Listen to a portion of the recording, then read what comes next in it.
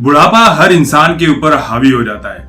आजकल नसीरुद्दीन शाह के ऊपर भी बुढ़ापा कुछ इसी तरह से हावी हो चुका है और वो अनाप शनाप बातें कहने लगे हैं। कभी वो मुस्लिम धर्म के समर्थन में कुछ कहने लगते हैं, तो कभी कुछ मोदी सरकार के विरोध में कहने लगते हैं, तो कभी अपनी ही इंडस्ट्री के बॉलीवुड कलाकारों के बारे में कहने लगते हैं। मतलब वो डिसाइड नहीं कर पा रहे कि उन्हें क्या करना है, क्या कहना है, किस तरह से कहना है और किस तरह से करना है।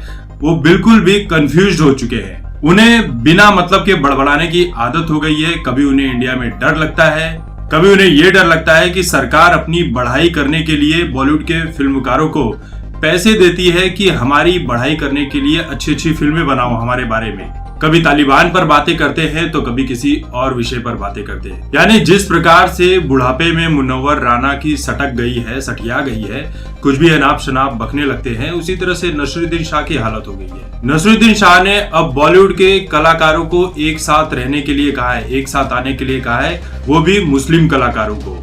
नसीरुद्दीन का ये कहना है कि सभी मुस्लिम कलाकारों को एक साथ आना होगा। खासकर तीनों कलाकारों पर एक तरह से निशाना भी साधा है और कुछ बातें भी कही है। उन्हें बुरा ये लग रहा है कि ये तीनों ही खान किसी भी मुद्दे पर कुछ बोलते नहीं है, ये लोग डरते हैं, या यूं कहा जाए तो ये लोग बुज़दिल किस्म के इंसान हैं। नसीरुद्दीन शाह का ये भी कहना है कि जब भी ये तीनों खान किसी मुद्दे पर बोलते हैं तब इन्हें सताया जाता है, इनका उत्पीड़न किया जाता है, इन्हें परेशान किया जाता है। इसलिए ये तीनों कलाकार किसी भी मुद्दे पर बोलने से बचते हैं, क्योंकि अगर ये कलाकार किसी भी मुद्दे पर बोलेंगे तो इन्हें आर्थिक रूप से परेशान किया जाएगा।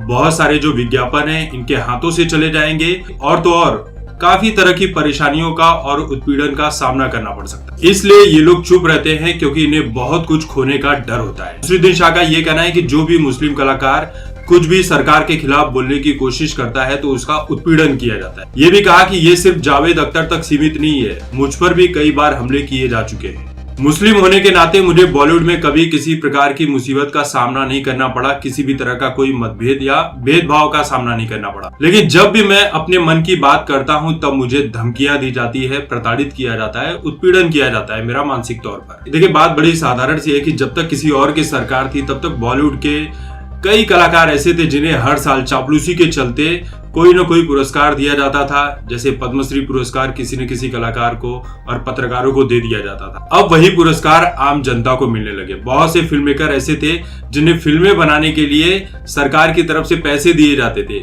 इन पैसों पर पाबंदी लगाई गई और यही मेन तकलीफ है। तो अपनी तकलीफ को नसीरुद्दीन शाह जो है वो मुस्लिम धर्म का चोंगा पहनाकर कुछ और ही खेल खेलने की कोशिश कर रहे हैं।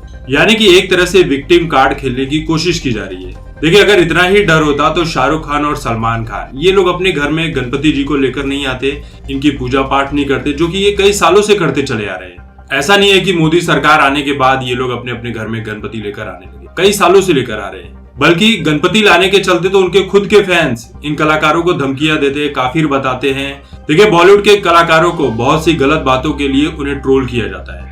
लेकिन तकलीफ इस बात की है कि बॉलीवुड पर जिस तरह से शिकंजा कसा जा रहा है, इस बात से नसीरुद्दीन शाह को बहुत तकलीफ हो रही है और नसीरुद्दीन शाह की तकलीफ को हम अच्छी तरह से समझ सकते हैं।